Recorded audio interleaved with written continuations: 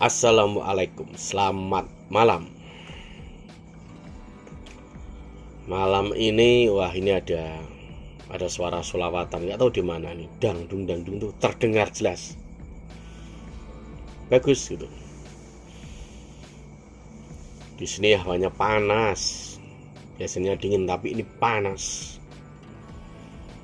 Menjelang 17 Agustus,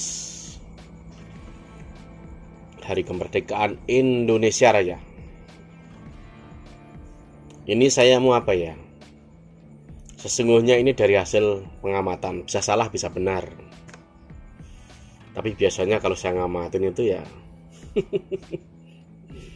ya bisa salah bisa benar. Gini, maraknya di media soal makam-makam bodong yang diakui seperti keturunan mereka, padahal juga bukan. Ternyata ya orang Jawa sesungguhnya. Itu satu, soal makam. Dekat sini ada, tidak ada, mungkin 1,5 kilo,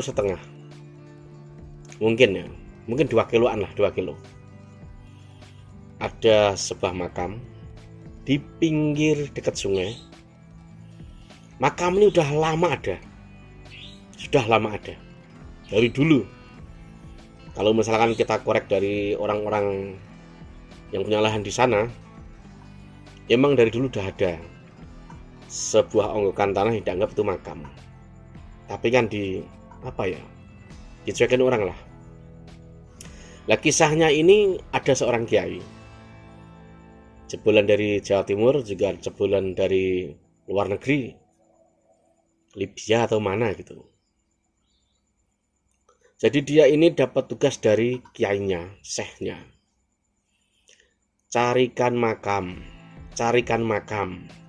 ngasih ciri A, B, C, D gitu. Kan posisinya di tengah sawah, dekat sungai.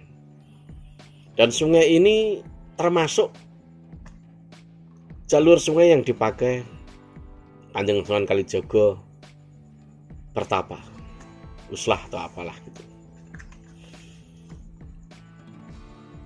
Sekian lama mencari, akhirnya ketemu.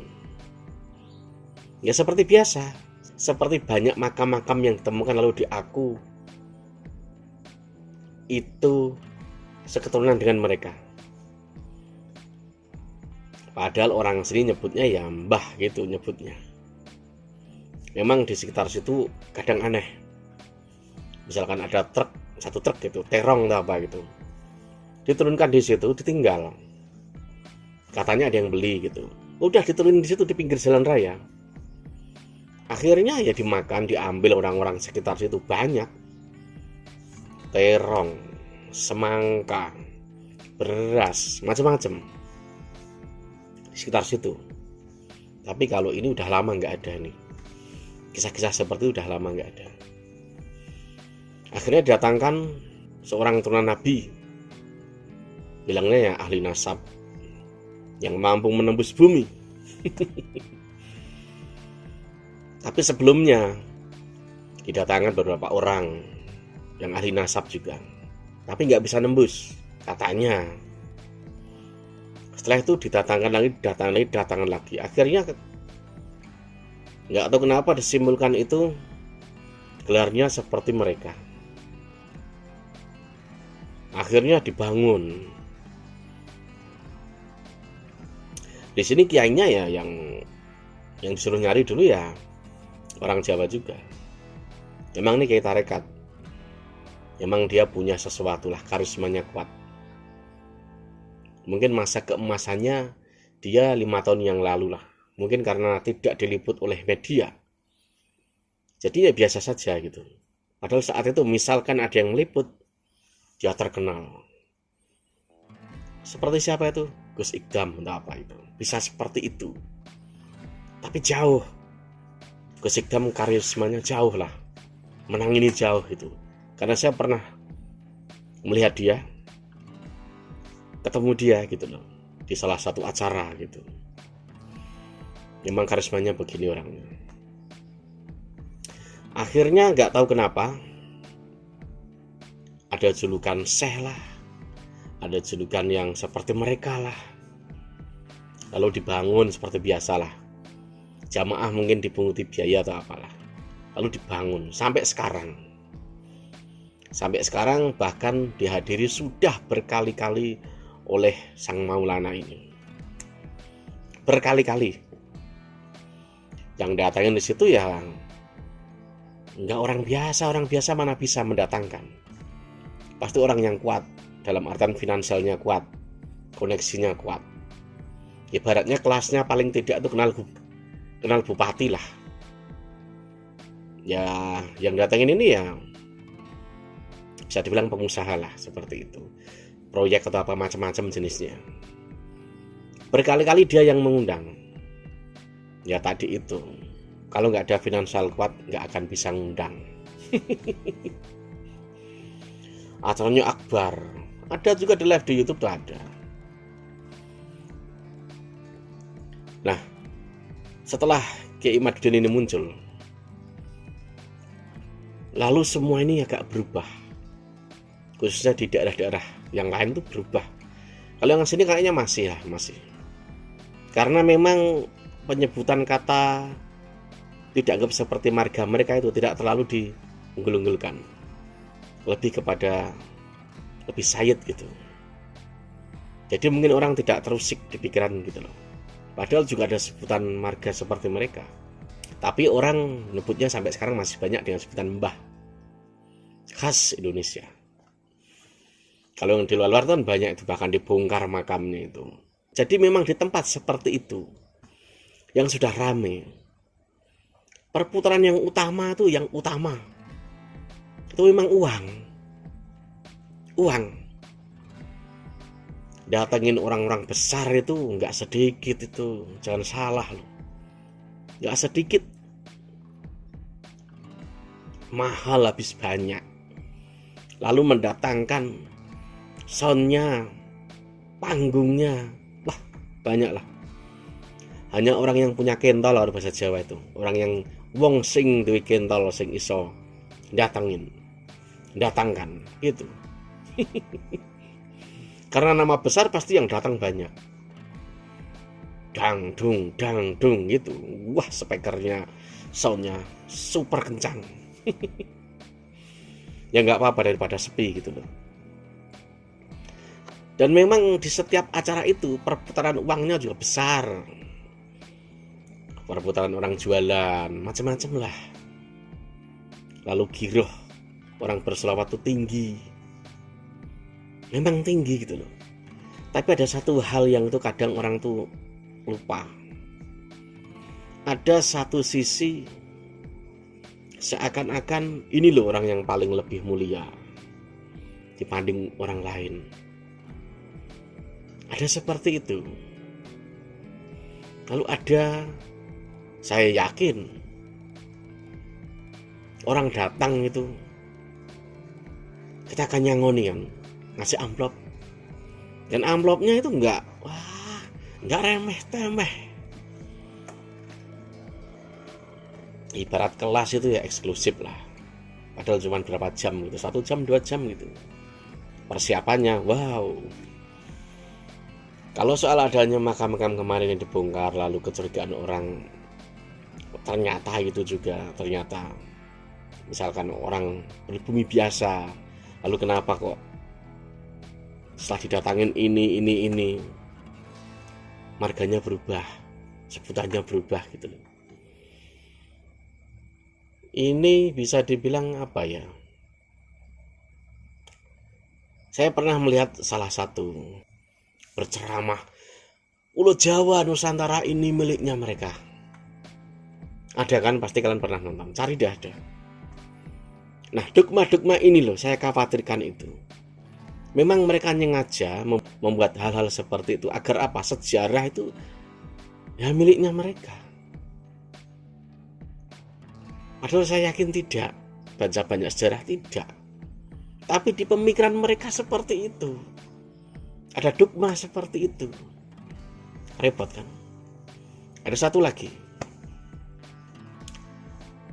Di Pulau Jawa ini banyak majelis-majelis sholawat tuh banyak. Tapi yang besar pun lumayan banyak. Yang ngerasa pribumi, saya nggak rasis ini, karena saya nggak akan nyebut juga. Saya hanya nyebut yang pribumi saja. Nggak enak lah gitu loh. Ini tidak punya rasa antipati tidak, tapi saya coba mengamati. Di antara di Pulau Jawa ini, majelis sholawat yang pribumi yang besar, yang super besar, mampu mendatangkan ribuan orang, khususnya Pulau Jawa. Mafia sholawat Gus Ali Sodikin Kalicari Semarang, Gus Ali Sodikin Semarang. Ada satu lagi, Gandrung Nabi. Tapi Gandrung Nabi ini nggak tahu kenapa sekarang kok agak redup. Padahal dulu saat sebelum corona mulai naik. Tapi kalau mafia sholawat masih. Tapi di belahan sana juga ada yang sangat besar juga. Biasalah labelnya kan, pakai turunan Nabi. Soundnya dahsyat. Acara-acara itu soundnya dahsyat. Nggak murah soundnya, jangan salah. Nggak kalah sama dangdut yang Adela, Nyumonata, nggak kalah soundnya. Mereka juga berani menyewa sound yang mahal-mahal. Biayanya besar. Seperti mafia sholawat ini, daya tariknya kuat ke arah anak-anak muda. Anak muda. Tapi kenapa yang lainnya nggak muncul gitu loh? Kenapa gitu loh? Hanya mafia sholawat yang super besar. Yang lainnya itu ya ada 1, 2, 3 mungkin 1, 2 mungkin yang besar. Itu ya mereka itu pakai label-label mereka. Tapi memang gak tahu kenapa saya ini suka sholawat. Tapi kenapa? Oh, ada satu lagi selain mafia sholawat, majelisnya Cak Nun. Tapi kan sekarang gak tahu kenapa lebih bobotnya ke politik, repotnya itu. Ya ini lebih ke mafia sholawat saja emang yang wow gitu loh. Mudah menarik anak muda, mudah membuat anak muda itu yang pemabuk, yang campur aduk lah, pengamen apapun, mudah masuk ke situ. Tapi memang punya kelemahan di mafia sholawat ini. Apa? Tidak full bahasa Indonesia. Itu masalahnya. Maka tidak bisa menembus atau kurang menembus keluar Jawa. Walaupun pernah keluar Jawa juga ramai, tapi memang kurangnya di situ. Lidah orang luar Jawa itu kan perlu memang untuk memahami pakai bahasa Indonesia harusnya. Di situ kekurangannya. Tapi memang wow gitu. Tapi kalau untuk mafia sholawat saya masuk. Sholawatnya masuk. Tapi kalau yang majelis yang ini, yang mereka ini, orang turunan-turunan ini, nggak tahu kenapa nggak bisa masuk. Di sini tuh nggak bisa masuk. Di samping itu keras, kenceng, nggak masuk saya. Padahal saya ini penyuka musik metal, musik-musik yang keras, grindcore apapun masuk. Tapi kalau mereka nggak masuk gitu loh. Tapi saya kalau mafia sholawat masuk. Khas suaranya masuk. Karena ada resonansi getaran energi itu beda. Beda. Dan mungkin seninya. Memang mafia sholawat itu seninya lebih gini. Mereka bersolawat, melantunkan sholawat itu pakai seni. Seperti Cak Nun juga kan pakai seni itu. Musiknya dan lain sebagainya. makanya enak. Kalau yang seperti turunan ini, dang dung, seninya tuh minim gitu loh. Nah ini ada satu hal ini, saya sering nonton di YouTube ya, mereka ini yang turunan sering mengkritik cara orang bersolawat. Sesungguhnya ini enak gak enak ya, kalau gak suka harusnya gak begitulah caranya berbicara di banyak orang. Orang itu untuk memasukkan rasa soal sholawat itu kan beda-beda, tergantung ruang badannya, orang rohaninya. Nggak bisa semua itu sama dengan si A, si B, si C, tidak. Tapi mereka kadang itu sering berbicara nggak usah diinin. Sholawat nggak begini caranya, seakan-akan itu melemparkan atau berusaha. Ini saya coba lempar seudon ya, saya buang. Tapi memang ada kesan apa ya? Ya itu tadi tukang becak, lawannya tukang becak. Tahu kan maksudnya? Seakan-akan berusaha apa ya? Meminimaliskan peran yang seperti membaca sholawat. Padahal ini besar gitu loh. Lebih mudah menyentuh orang. Kalau yang standar biasa seperti mereka itu, cara melantunkannya, seninya itu minim. Bagi yang seleranya tinggi nggak masuk. Saya nggak masuk itu. Hanya 1-2 dari mereka tuh yang mungkin enak dirasa. Ya ini loh gitu loh. Kenapa gitu loh? Harusnya nggak usah. Ini nggak boleh sholawat dengan cara begini. Itu di media umum. Lalu tujukan ke siapa? Ulama itu paling enak itu kan dia mengerti apa yang dibutuhkan umat. Oh, umat ini lagi seneng minum kopi, kasih kopi dulu, kan begitu. Bahkan ada juga seorang guru, orang ini suka minum, dikasih minuman mabuk, itu ada. Tapi dia minum, dia ini nggak pernah mabuk, padahal ini minuman asli mabuk. Ada yang begitu, akhirnya sembuh. Nah, cara-cara ini nih loh, mereka nggak bisa dengan cara-cara yang agak mungkin urakan, mungkin lebih liar, lebih keras, lebih open, lebih menerima apa saja. Mereka tuh maunya ya seperti mereka, sesuai selera mereka. Ini nggak pas. Yang paling nggak pas tuh tadi, sering menegur orang bersolawat yang tidak sesuai dengan dia. Padahal orang itu masuknya dengan cara begitu, mungkin dia bisa lebih ngena gitu loh. Gerak tubuh ini beda, makanya ada orang zikir geraknya keras, ada yang lembut. Ya seperti itu. Itu berzikir menyebut asma Allah. Asma Allah. Ada yang geraknya keras, ada yang enggak. Ya seperti itu harusnya mereka memahami itu. Tapi kan mereka tidak. Tapi yang pribumi ini seperti mewah selawat gak pernah itu menyinggung hal seperti itu. Menyinggung mereka juga gak pernah. Atau menyindir gak pernah. Tapi kenapa yang ini turunan ini kadang sering, kalau kita didengarkan tuh kadang itu, kenapa ya kok begini gitu loh. Nah ini loh, cocok dengan apa yang terjadi saat ini. Makanya banyak tuduhan-tuduhan, negara ini mau dirubah seperti miliknya mereka.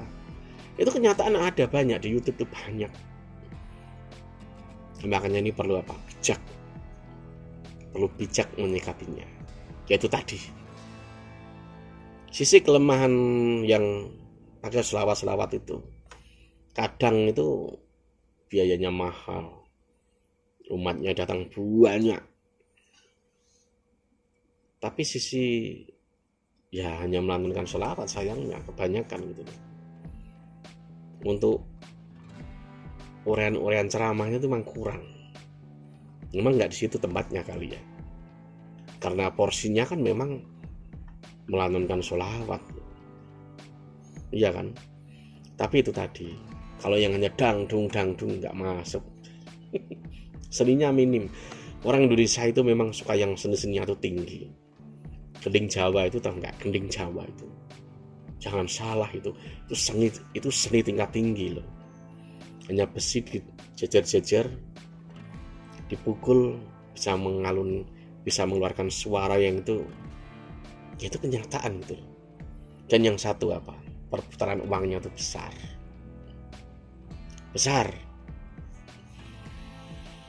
Makanya orang apa ya? Ya itu tadi. Saya nggak akan bahas yang terlalu dalam, nggak lah gitu loh.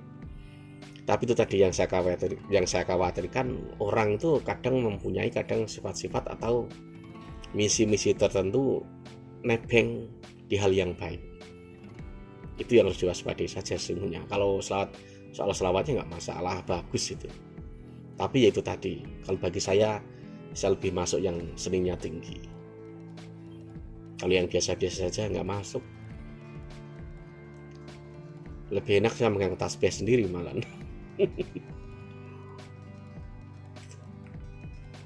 Sampai sini. Selamat malam.